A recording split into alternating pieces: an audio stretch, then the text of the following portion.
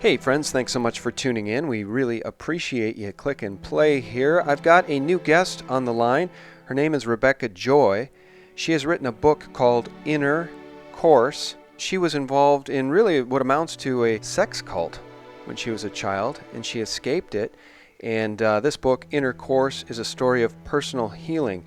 The name of the cult was the Children of God, which then changed their name to The Family. And she's come through the other side and has many profound things to share with us about what we face as the New World Order and the powers that be really are implementing their divide and conquer strategies against our constitutional form of government. Rebecca, how are you? Hi, how are you?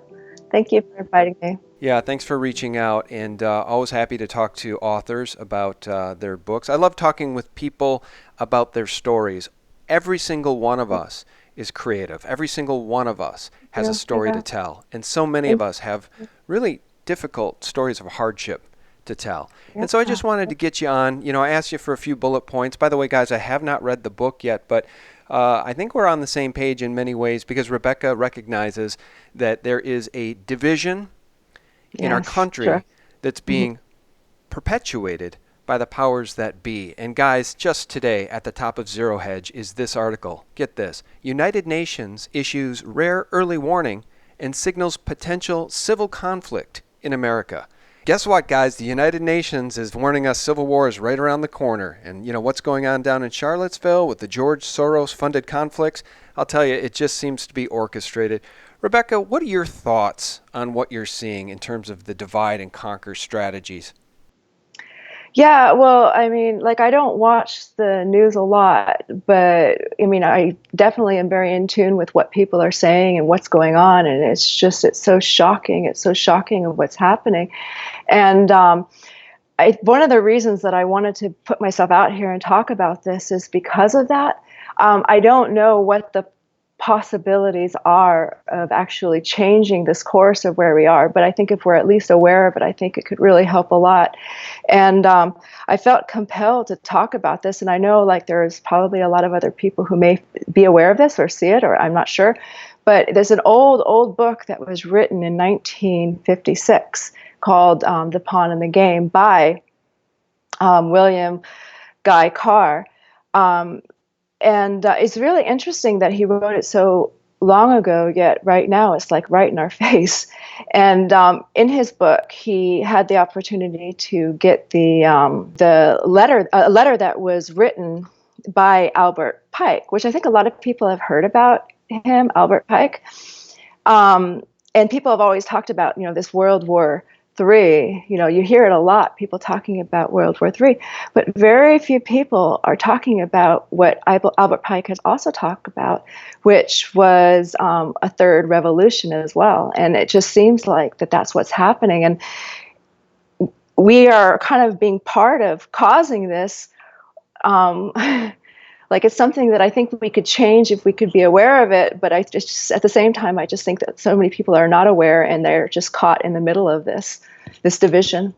Yeah, and that is the problem. Our friends, neighbors, and colleagues, the people that think that they oppose us, right? They've divided us. They call us the right. They call us the left. They call us liberals. They call us conservatives. And never the two shall meet, right? They want to divide and conquer us. And you're right about Albert Pike. He predicted this third world war. Go ahead. And three revolutions. That's the whole thing. Three revolutions. If you think about what happened, I've calculated this, and it doesn't mean I'm right. It's just something to consider. That the first World War then happened, and then they had the major revolution of Russia, the USSR. The Second World War, they had after that they had another revolution, which to me, I see right after was China, a major change of that. And now as this new world is changing with this wars going on, it seems like there's another revolution coming. And if we could just be aware of it, maybe we can change it. Maybe, Well, I sure hope so. More and more that I learn about all of these things and I can see these strategies being carried out. And the more I realize how essentially Luciferian the people at the very top of the pyramid are, the more my spiritual faith has been increased. And I think at the end of the day, we need to put on our spiritual armor, because I don't know that we can I don't know that we can save what we've Yeah. built from these people who want to destroy it. And let me just read this about Albert Pike, guys. Very few outsiders know about the intimate plans of Albert Pike and the architects of the New World Order. I'm reading you this from 3worldwars.com. In the 19th century, Albert Pike established a framework for bringing about the New World Order. Based on a vision revealed to him, Albert Pike wrote a blueprint of events that would play themselves out in the 20th century, and even more of these events yet to come. It is the blueprint which we believe unseen leaders are following today, knowingly or not, to engineer the planned third and final World War. It's really scary stuff, because, again, I've said before that the people who are in control of this planet, Rebecca, are aligned against us. They're aligned against humanity because they are aligned with the dark prince, the dark powers. That's believe it or not, that's the power they worship. Yeah, it's true. Very, very, very true.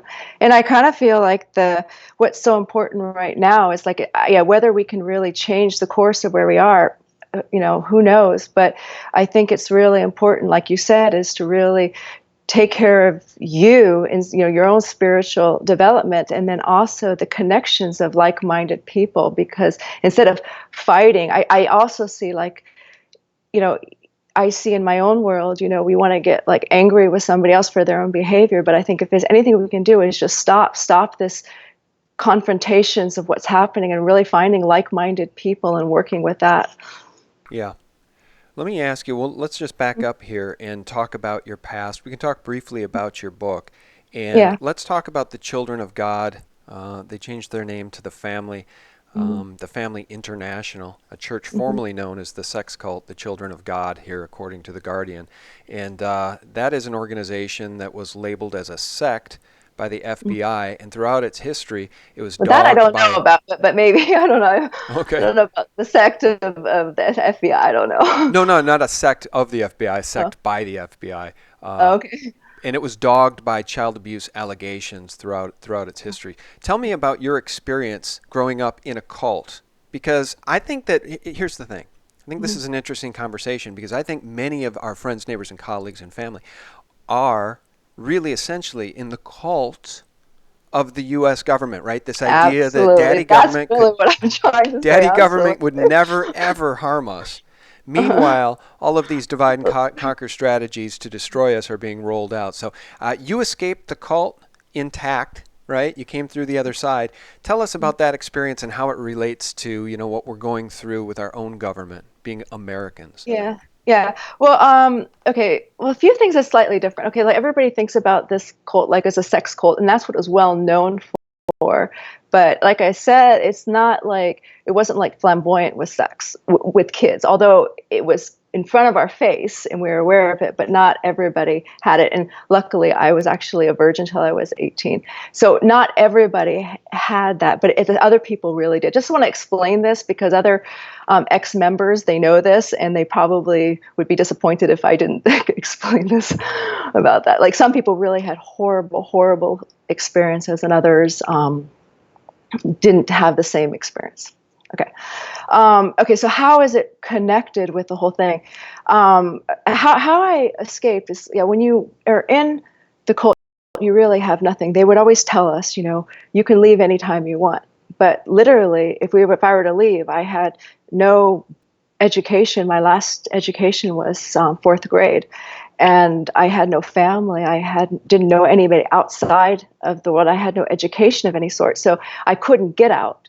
So that was really difficult, and that was very difficult for many of my ex-members, and how they had to, you call it escape, but it wasn't like, running from it. It's just trying to figure out how you can get out, how you will be able to find a place to land, to get out to do Yeah, it. well, and by the way, let me jump in and just say I've watched much of the Leah Remini documentary on, I don't know if it's History Channel or Discovery, but about the Church of Scientology from which she Mm-hmm. escaped, and her experience was much the same. She didn't Yeah. have the courage to leave. She didn't think she could survive without them. She didn't think she had the education. She didn't have the self-esteem. She didn't think she was anything without the church. And she finally Mm-hmm. was able to break her conditioning. So it's a similar story. Yeah, for me it was I was just so miserable because in the cult you cannot think for yourself. You're not free to think for yourself. You're living in this bondage in the mind and you feel guilty to think otherwise. And so for me I just left because I was so miserable. I just talked myself. It says I'm weak. I'm weak. I can't survive this environment. So I therefore I'm a weak person and I have to get out. That was my mentality, but it it worked, you know.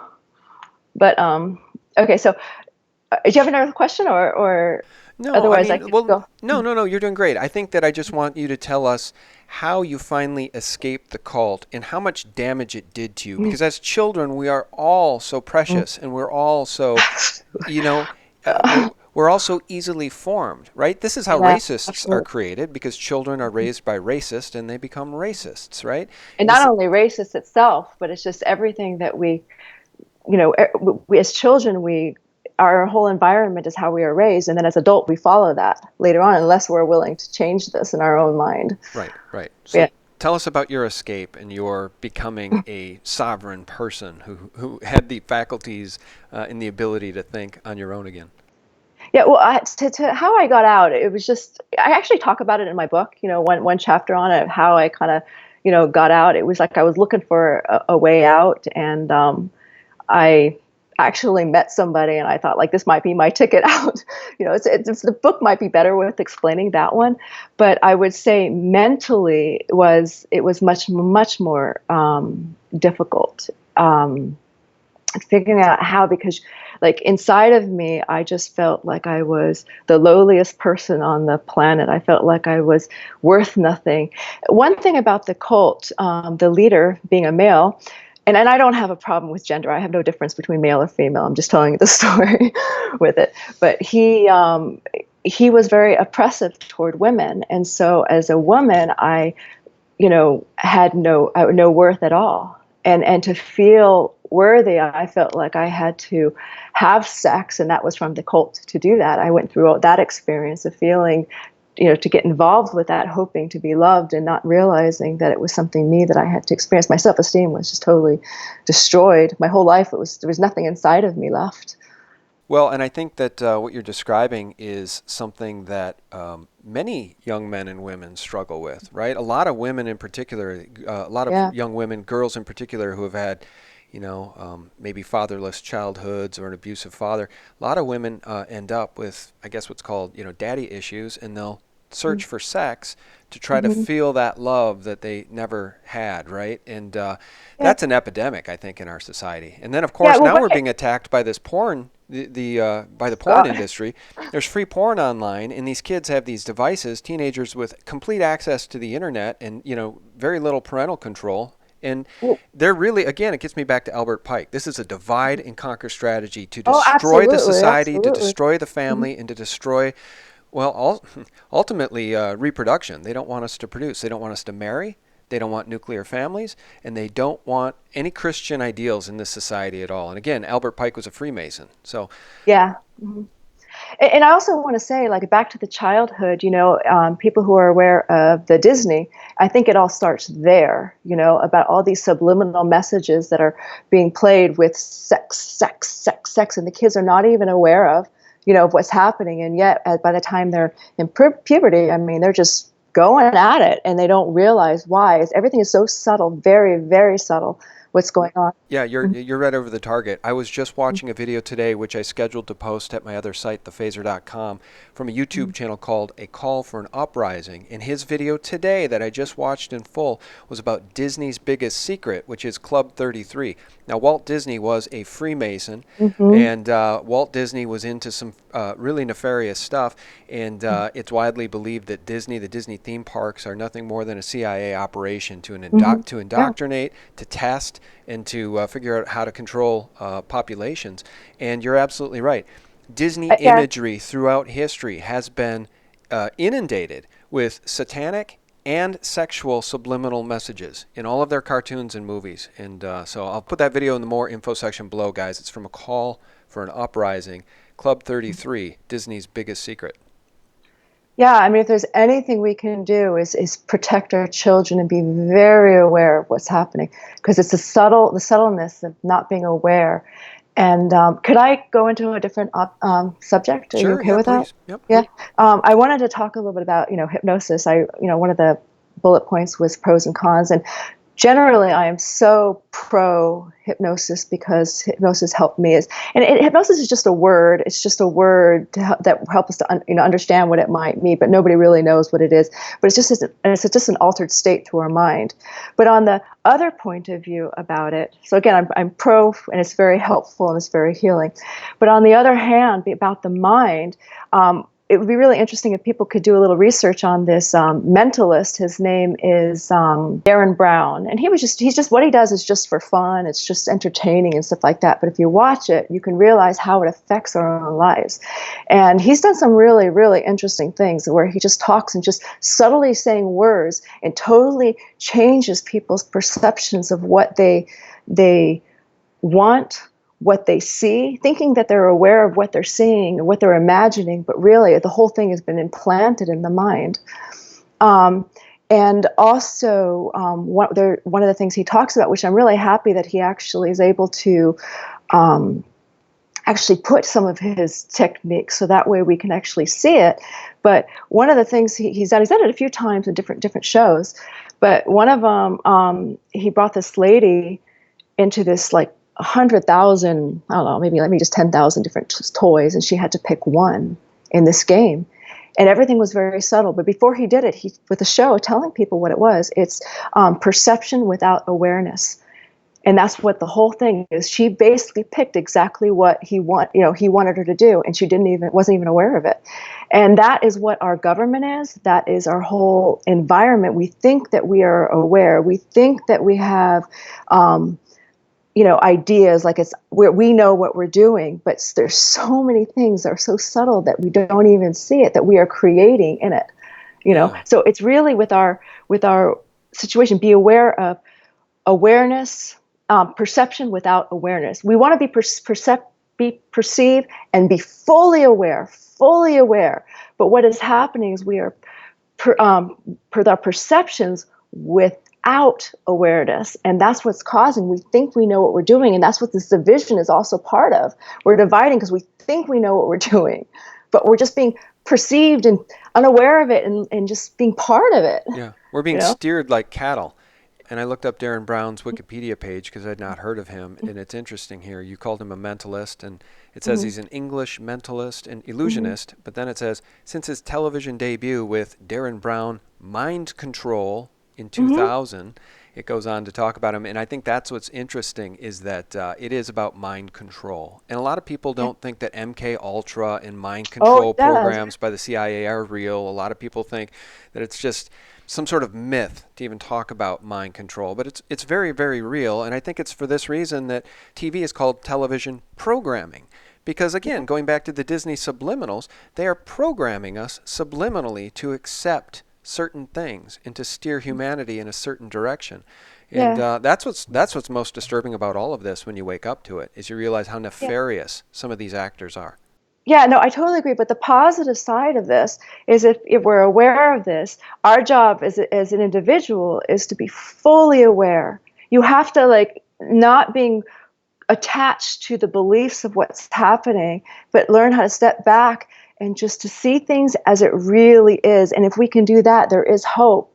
It's just a matter of whether we're willing to, because we hold on to so much of beliefs of what we're taught, and it kind of causes the problems of where we are.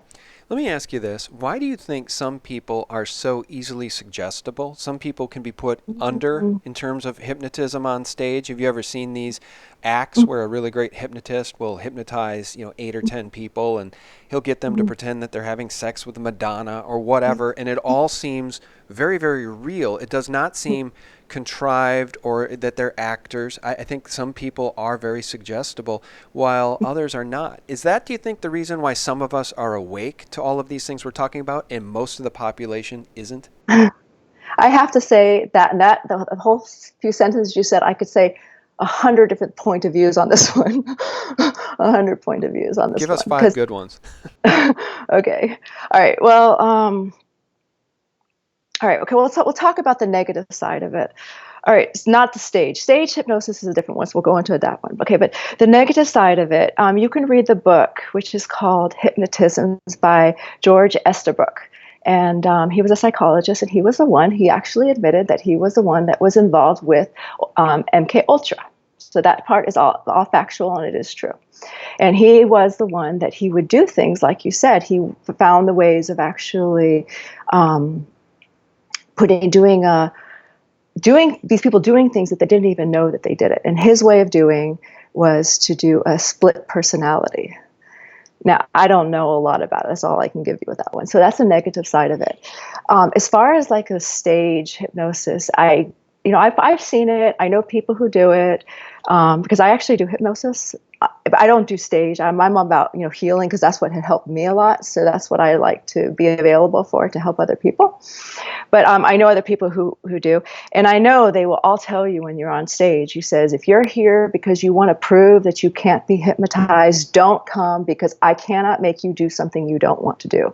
They will continuously say it because it's true. You can't put somebody says, I'm on the stage and I'm going to prove them I'm not going to be hypnotized. It will not work. Okay. But now, how does this happen? I mean, what I have seen on the stage, like they'll say to do things like something crazy, and some will do it and some won't, because in their mind, they've accepted it. They say like, oh yeah, I'm going to do it. So their mind is accepting that. I don't think it's the same as actually the split personality as of actually doing something and not aware of it, because most often they're aware of what happens afterwards. And they said, oh yeah, I did that. I was in this trance and I did that. Okay, so ask some more questions, because those are two of the points that I remember. Well, you're right. I think those are very cogent points, because hypnotism is very different than mind control in terms of Mm-hmm. creating somebody with a split personality, some Mm-hmm. sort of assassin that could go out and engage in something as their alternate personality and then be unaware of what they did. Yeah, actually, Darren Brown did that. You can watch that one. He actually did one as a stage to see if he would do, if it was done and it was possible. This guy did not do it, and he actually had the gun, and there's no bullets or anything, but actually went through the process. That it is Oh, possible is to do that that. right? Okay, so we're essentially talking about Manchurian candidates. And, Exactly. people wonder how many Manchurian candidates are really involved in these acts of false flag terror that we Yeah, for continue sure, to see for time and sure. time again. I just heard that, I think is his name Dylan Root, those two teenagers who took part in the Columbine massacre.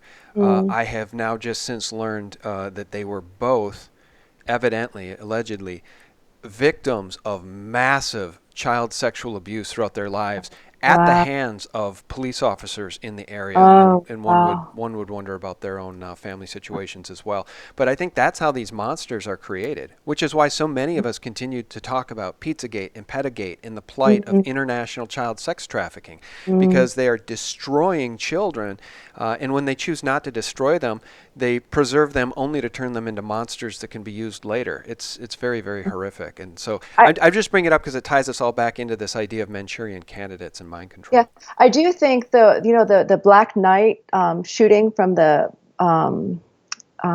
theater. I think that was one of them. Also in Colorado. Oh, was it? Yeah, I Okay. believe Okay. I so. don't I know. believe Yeah. so. And Right. no, I think you're right, Colorado. Yeah. because every time we, well, I'll double check that. Maybe I'm wrong, but I thought it was Colorado. But every single time we dig into one of these situations with these shooters, be it Sandy Hook or Mm-hmm. Columbine or the Hmm. Dark Knight shooting, there's always more questions than answers. And the mainstream media never wants to deal with the questions. They'll only parrot the official story. That's what we're up against across the board, be it economics, corruption in government, the Clinton Foundation, WikiLeaks emails, DNC fraud, the death of Seth Rich, any of these shootings, the car crash down there in Charlottesville. Never do they want to address the questions. They will only parrot the official story. Mm-hmm. Talk about mind control. Yeah, like I get for an individual, the best thing you can do is be fully aware. Learning how to be fully aware, being conscious of what's happening. Yeah. And letting go of the beliefs that we hold on to so deeply. Yeah. For me in particular, in addition to being aware and being vocal and talking, having dialogue with people about these issues, even though they're controversial, in addition to that, it's really guarding yourself with your spiritual armor. Because I do Yeah. believe at the end of the day, for me personally, I've come to realize that I think this is all about spiritual warfare. There's bigger issues at play here than Hmm. just people wanting power over others. And it kind of ties back into, the idea that these people at the top of the pyramid worship a very, very dark power. They're Yeah. Luciferians. And if you believe that, if you can make that leap, then you get into a whole nother realm of conversation about Can, can, spirits in the I'd seen and unseen. like to put something about that. I don't know if somebody would be interested or what, but I've done a lot of research about this Luciferian stuff, like I think we all have.